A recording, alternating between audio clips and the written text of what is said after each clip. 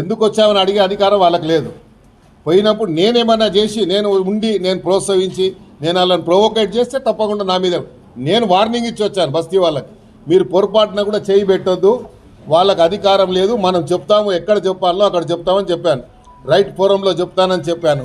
ఆపిచ్చి నేనే వచ్చాను. ఇన్స్పెక్టర్ కూడా విట్నెస్ రికార్డు కూడా చేశారు. వాళ్ళు కూడా అవన్నీ తెలుసుకోకుండా సోమోటో కింద కేసు పెట్టారు.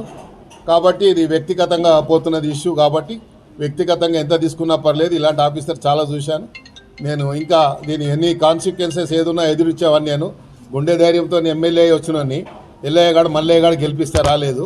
ఇట్లా ఉంటే చాలా మందిని చూసినాను.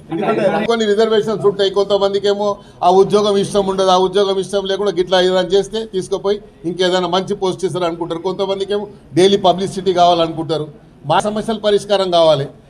మేము పబ్లిక్ లైఫ్లో ఇన్నేళ్ళ నుంచి ఉన్నాము. ఇన్నేళ్ళ నుంచి ప్రజల మధ్యలో ఉన్నాము. ప్రజా సమస్యలు తెలిసిన వాళ్ళము. ప్రజలు ఎట్లా ఎదుర్కోవాలి, కష్టాలు ఎదుర్కోవాలి తెలిసిన వాళ్ళము.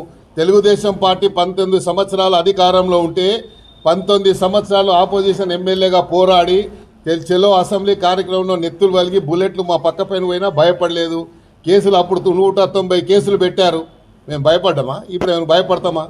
ఇవన్నీ భయపడేటోళ్ళం కాదు. ఇది అనవసరంగా దీనికి రాజకీయానికి తెరలేపుతున్నారు. కాబట్టి ఎందుకంటే మళ్ళీ అనవసరంగా వేరే ఇప్పుడు గుడిసెలు తీసేస్తే వేరే పార్టీలు ఊకుంటారా? ఇప్పుడు మేము జిహెచ్ఎంసీ ఎలక్షన్ పోతున్నాము. ఎలక్షన్ల ముందు ఇలాంటి పనులు చేస్తే ప్రజల దగ్గరికి ఏం ముఖం పెట్టుకొని పోతాం మేము? ఎలక్షన్లో మాకు ఓటేయమని చెప్పి